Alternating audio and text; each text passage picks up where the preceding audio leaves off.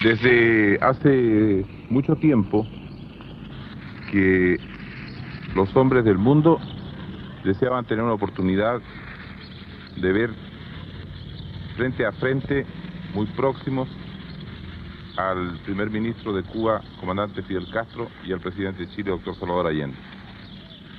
Es interesante que sea América Latina la que haya producido este fenómeno que en estos instantes concita la atención de todo el mundo.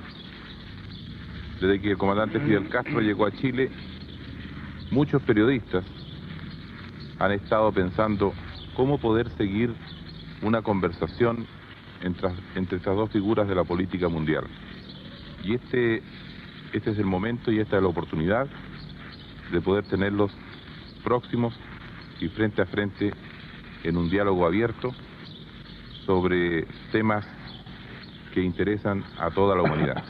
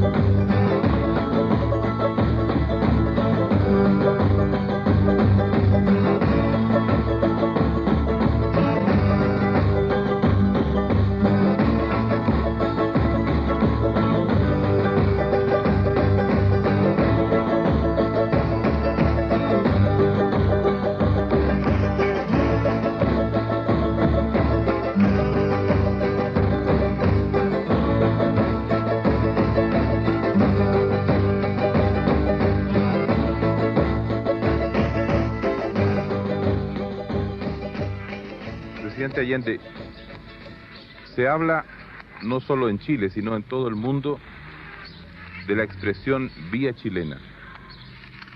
¿Cómo podría usted definir este proceso político que se ha dado en llamar la vía chilena? Los pueblos que luchan por su emancipación tienen, lógicamente, que adecuar a su propia realidad las tácticas, ¿no?, y la estrategia que ha de conducirnos a las transformaciones. Chile, por sus características, por su historia, es un país en donde la institucionalidad burguesa ha funcionado a plenitud y en donde dentro de esta legalidad burguesa el pueblo sacrificadamente ha ido avanzando y consiguiendo conquistas, ha ido concientizándose, ha ido comprendiendo que no es dentro de los regímenes capitalistas y del reformismo en donde Chile podrá alcanzar la dimensión de país dueño de su independencia económica y capaz de llegar a niveles superiores de vida y de existencia. Comandante Castro, respecto a lo que plantea el presidente Allende, ¿hay interés permanente de profundizar en cómo se produce la incorporación de la clase obrera y cómo entra la clase obrera como protagonista en el proceso de la Revolución Cubana? Nosotros hemos definido este problema de esta forma. La lucha armada guerrillera que inició un reducido grupo de hombres fue algo así como un motor pequeño que permitió arrancar el gran motor de la historia, que son las masas.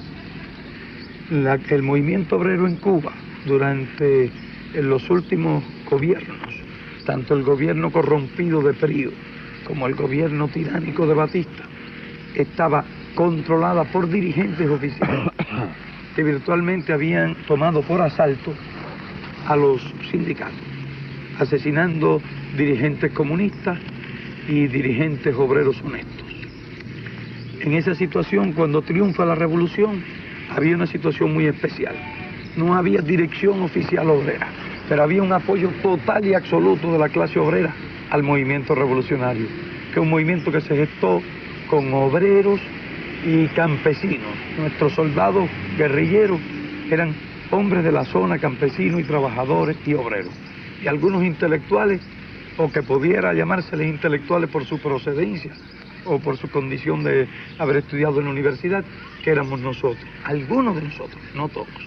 Presidente, la clase obrera, de acuerdo con las dos respuestas de ustedes, pasa a ser el elemento protagonista dentro del proceso. Hay un elemento, el escenario. ¿Usted podría hablarnos un poco de la tradición chilena, de la tradición de lucha y del estilo del país? Bien, para contestar la pregunta de Augusto Olivares, quiero decirte, Fidel, que lógicamente Chile tuvo, por las características mismas de su régimen, la posibilidad de que la clase obrera se organizara. Nació el movimiento obrero chileno en zonas controladas por el imperialismo, y que siempre tuvo una conciencia antiimperialista. En el Salitre, Luis Emilio Recabarren fue el organizador, el orientador, el dirigente de la clase obrera. Y las luchas del proletariado chileno en el campo sindical llevaron muchas veces, como en la mayoría de los países también, a la represión violenta. Sin embargo, se superó y logró, a partir de 1939, unificarse en la Central Única de Trabajadores. Pero antes, los campesinos y los obreros habían formado sus partidos de clase. Así tenemos nosotros que el Partido Comunista es el más antiguo de América Latina, uno de los más antiguos del mundo y, por cierto, en relación a la población, uno de los más poderosos. De igual manera el Partido Socialista, un partido de clase, un partido marxista, que teniendo puntos discrepantes en aspectos internacionales algunas veces, ha mantenido con el Partido Comunista no solo un diálogo, sino un entendimiento para encarar juntos los problemas esenciales de Chile. De allí que desde 1951 el Partido Socialista y el Partido Comunista empezaron a caminar por el sendero de un proceso de clase y con la decisión de hacer posible un vasto y amplio movimiento que permitiera los cambios estructurales de la vida chilena.